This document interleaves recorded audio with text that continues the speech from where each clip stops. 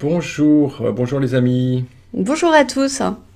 Donc nous sommes ici, Lorraine et moi. On aimerait partager avec vous, on aimerait témoigner avec vous de ce que ça fait que d'être dans une vie de couple depuis maintenant plus de 30 ans, 33 ans, et d'être sur un chemin spirituel. Qu'est-ce que ça change de vivre une vie de couple en étant sur un chemin de non-dualité? Voilà, c'est ça qu'on aimerait partager avec vous. Oui, tout à fait. On a la chance, en fait, José et moi, d'avoir découvert tous les deux la nature profonde de notre esprit. Et qu'est-ce que ça peut changer, en fait, dans la relation au quotidien? Est-ce que ça change quelque chose? Voilà. On a rencontré Douglas Harding, donc qui a mis au point cette voie qu'on appelle la vision sans tête. On l'a rencontré en 93 tous les deux en même temps.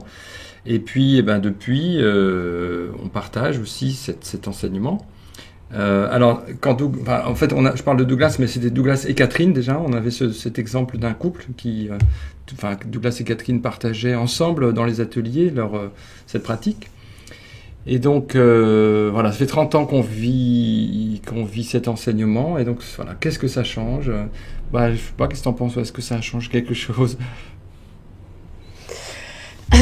Déjà, d'une manière générale, ça change complètement la relation aux autres, puisque on s'aperçoit que finalement, on pensait être un individu séparé du monde, on pensait être une personne enfermée dans un corps, et on s'aperçoit avec cette expérience que tout est relié, qu'il y a une seule présence, et donc ma présence, la présence de José, c'est une seule et même présence, et pouvoir le partager au quotidien avec quelqu'un, c'est quelque chose de très important, et on a beaucoup de chance. Oui, je pense que Lorraine, elle touche la chose importante, c'est que, en fait, dans la relation, donc là, vous voyez un couple, vous voyez José et Lorraine, mais dans la relation, en fait, fondamentalement, Lorraine et moi, nous sommes un, et nous le savons. C'est-à-dire que il n'y a pas que deux individualités, José et Lorraine, dans un couple. On a l'expérience de quelque chose qui nous est commun, qu'on peut appeler la présence, par exemple, ou je sais pas, ou la conscience. Et c'est ça, évidemment, je trouve, qui change beaucoup. Parce que d'un certain point de vue, c'est un couple, c'est vrai. En effet, il y a José et Lorraine. Ici, vous voyez deux Voilà. visages, deux personnes. Mais d'un autre point de vue, nous sommes un. Voilà, à partir de ce que nous sommes vraiment, on se vit pas finalement comme étant deux, on se vit comme étant la présence du monde. Et alors, pourquoi est-ce que c'est important de le partager? C'est important de le partager. Déjà, c'est un grand plaisir de reconnaître, de pouvoir en parler tous les deux, de pouvoir, on fait des ateliers ensemble, on le partage avec d'autres personnes qui viennent chez nous pour le découvrir. Mais c'est aussi important de pouvoir, au niveau humain, en parler, en fait, entre nous. Parce que c'est vrai que tout dans la société, en fait, nous dit le contraire, nous dit que nous ne sommes pas ce que nous sommes vraiment, que nous sommes un individu enfermé dans un corps, séparé. Donc, pouvoir témoigner de ça avec la personne la plus proche, finalement, eh bien, c'est quelque chose qui vient nourrir le cœur, qui vient enrichir l'expérience humaine. Je sais pas ce que tu en penses, José.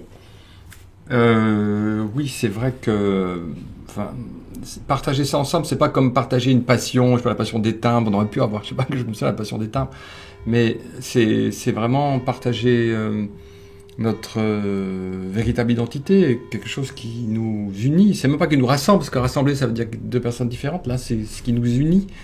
Et ça, je trouve que c'est une chance vraiment incroyable, quoi, de pouvoir vivre le couple à partir de cette unité. Après, on pourrait se demander, mais si on est dans cette présence, finalement, pourquoi être en couple? Pourquoi vivre en couple, en fait? Après tout, c'est une élection dans le couple. Je vis avec Lorraine, je choisis de vivre avec Lorraine, et Lorraine choisit de vivre avec José. Et donc, voilà, en arrière-plan, il y a cette unité. Mais après, il y a aussi l'individualité. Il y a José, il y a Lorraine, et José et Lorraine résonnent ensemble, s'aiment depuis toutes ces années. Donc il y a aussi cette dimension humaine, cette dimension individuelle, avec en arrière-plan cette unité. C'est ce qui fait que Très concrètement, voilà, s'il peut y avoir des petits frottements, irritations parfois entre Lorraine et José, que de la faute de José, c'est sûr. Mais voilà, s'il peut y avoir ces irritations, en fait, en plongeant dans la vacuité, en plongeant dans la présence, ben voilà, c'est pas si grave, quoi. Ici, on est un. Alors pourquoi est-ce que pourquoi est-ce que ça serait important de le partager avec quelqu'un, avec une autre personne? Que c'est vrai qu'on pourrait se dire, bon bah cette expérience, c'est une expérience intime, une expérience qu'on vit dans l'intimité. Qu'est-ce que ça peut apporter en fait de le partager avec d'autres, et en particulier avec la personne avec qui on vit. En quoi est-ce que ça vient nourrir la personne? Bah on peut aussi se poser la question par rapport au livre. On pourrait dire par exemple eh bien voilà, j'ai découvert cette présence et j'ai plus besoin du tout de lire quoi que ce soit, de lire aucun livre sur cette ouverture, sur cette présence océanique. Eh bien si, en fait, parce que c'est un plaisir, c'est quelque chose qui vient toucher le cœur, ça vient nourrir le désir. C'est aussi une histoire de désir. Y retourner constamment, c'est une énergie.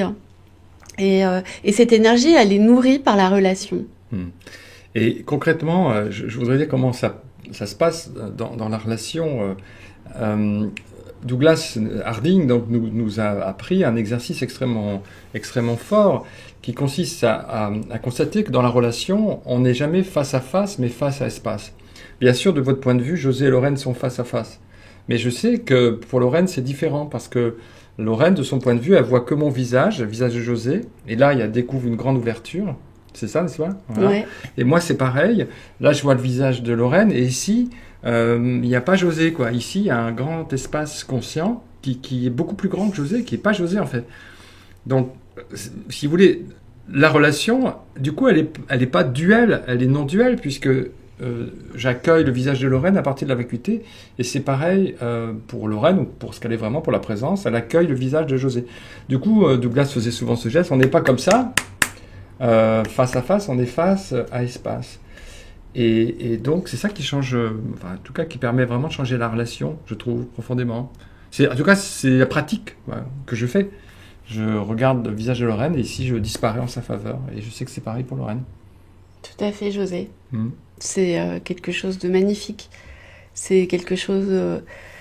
Il y a à la fois une dimension spatiale dans cette expérience, une dimension qui est au-delà du monde, au-delà de la réalité, puisqu'on perçoit en fait que la conscience surgit d'un espace qui lui est vide et au-delà du monde. Mais c'est aussi la perception que cette conscience, eh bien, elle prend forme dans tout ce que nous percevons, et donc elle prend forme dans ce visage que je perçois là-bas. Donc voilà. Mais c'est une expérience à faire. Oui, et vous pouvez vous aussi maintenant, dès que vous allez rencontrer quelqu'un, regardez si vous êtes face à face. Ou bien si vous êtes face là-bas, à espace de votre côté. Et vous allez voir que ça change complètement la relation. Et on pourrait aussi parler de la relation, parce que être en couple, c'est aussi avoir une relation charnelle. Et on pourrait aussi parler de ça, de cette énergie, de qu'est-ce que ça change en fait, de vivre la relation charnelle à partir de cette... Sans entrer dans les détails non plus, hein. Eh bien, en fait, cette relation est une énergie, et je pense que pour beaucoup de gens, la relation avec son amoureux est une occasion pour s'ouvrir à cette ouverture, où justement où on perçoit qu'il y a une seule et même énergie, une seule et même sensation, et ça c'est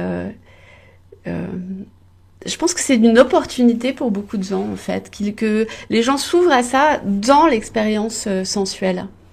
Et en fait, donc moi je pense que dans la relation amoureuse, la base de la relation amoureuse, c'est cette perception que finalement il y a quelque chose qui est au-delà des individus, de percevoir que il y a une unité fondamentale entre deux personnes. c'est un mystère, c'est quelque chose de très mystérieux. Il y a à la fois 2 et en même temps, il y a 1. Et même 0. Et peut-être que vous êtes en couple, mais que votre partenaire ne partage pas du tout votre intérêt pour la non-dualité. Et je pense que c'est pas grave en fait, parce qu'il faut éviter de faire du prosélytisme dans le couple, ça sert à rien. Mais l'important déjà, c'est que vous pouvez vivre à partir de cette présence qui est une ouverture, accueil, et qui en fait est déjà l'amour. Donc déjà l'incarner soi-même, l'être soi-même dans la relation avec sa femme, son mari, son amant, ses amantes, et puis déjà ses enfants aussi, accueillir la relation dans la famille à partir de cette présence, ça change déjà beaucoup, ça change énormément, je trouve. Mais c'est sûr que c'est chouette de le partager dans le couple. Oui, et non, mais moi je pense vraiment que dans la relation amoureuse, c'est ce qu'on vit en fait. La base de la relation amoureuse, c'est ça. Après, il n'y aura pas de mots qui seront mis dessus, forcément, pas forcément, mais les mots sont toujours en plus. Voilà, mais c'est vrai que on a beaucoup de chance de partager ça avec José. Et puis, voilà, on partage avec des amis aussi. Partout, quoi, avec des amis qui s'intéressent à cette non-dualité également. La base de cette expérience, c'est l'amour. Oui, c'est ça. Donc là, on vous envoie tout notre amour. Et bien, on vous embrasse. À bientôt.